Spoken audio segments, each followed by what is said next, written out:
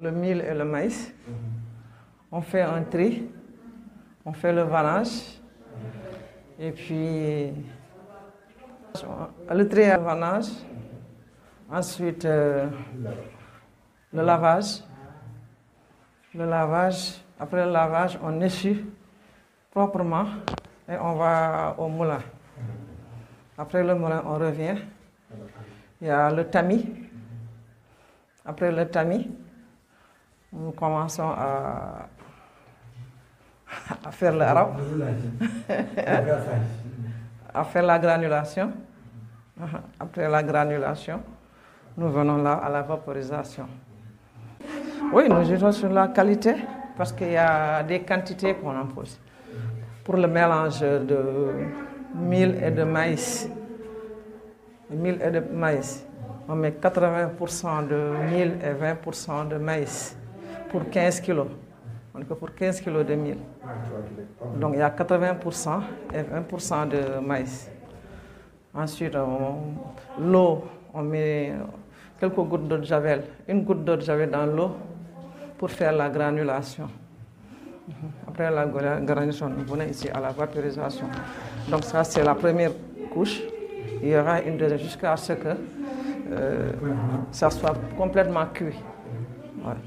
Là, on va vider, on va retourner dans la salle de production. Ensuite, mettre un peu d'eau et revenir encore, mettre 2 fois jusqu'à 3, jusqu'à ce que ça soit complètement cuit. Et après ça, il y aura la phase de séchage. Après le séchage, on va mettre la mise en sachet. En fait, nous avons été sollicités par le projet Innoé pour venir appuyer ces braves personnes qui font depuis des années la transformation agroalimentaire, mais qui ont senti qu'il leur manquait quelque chose. Ce qui leur manquait, c'est quoi? C'est l'agréage qualité. C'est quoi? On sait pertinemment que ces braves personnes-là savent comment transformer les produits, partant des matières premières jusqu'au produit fini, et toute gamme confondue. Elles savent très bien. Mais qu'est-ce qui doit accompagner cette transformation pour que ce produit transformé puisse aller très, très loin, au-delà des frontières? C'est uniquement l'agréage qualité.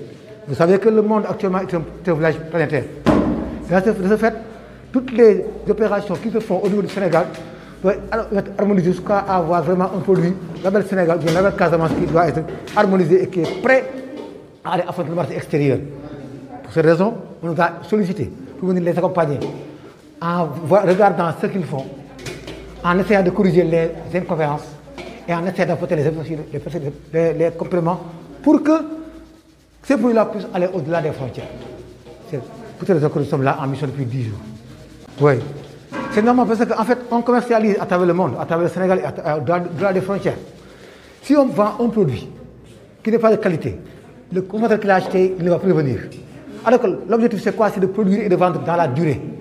Et pour cette raison, il faut impérativement avoir un produit standard, labellisé, standardisé, mais qui soit de qualité acceptable par les consommateurs, qu'ils soient sénégalais ou à l'étranger.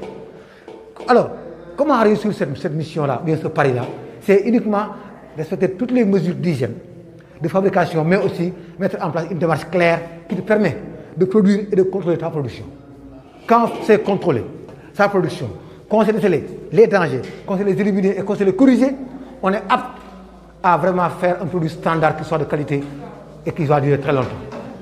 Cause pour laquelle ces personnes-là ont été appuyées dans la démarche qualité pour savoir comment faire la qualité, c'est quoi la qualité, d'où vient et à quoi sert la qualité.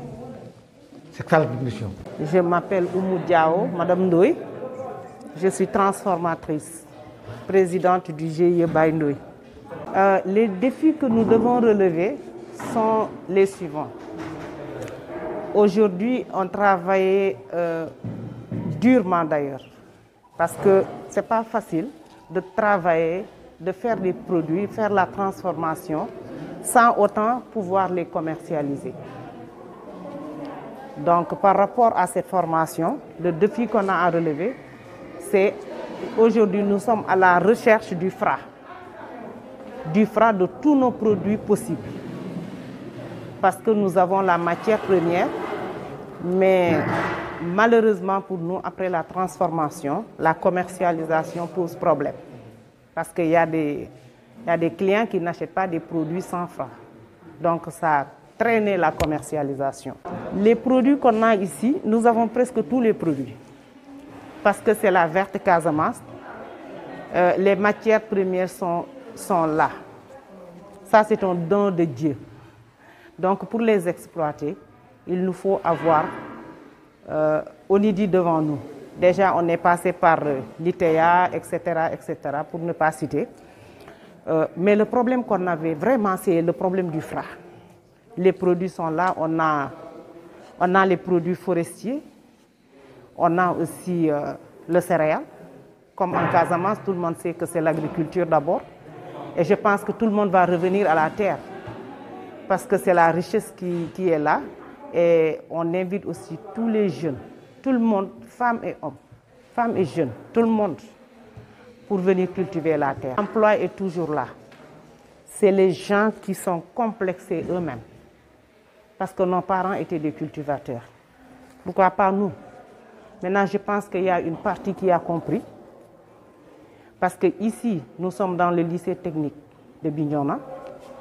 Déjà, on a vu les étudiants qui sont là, qui sont dans les jardins, qui ne font que l'agriculture en majorité.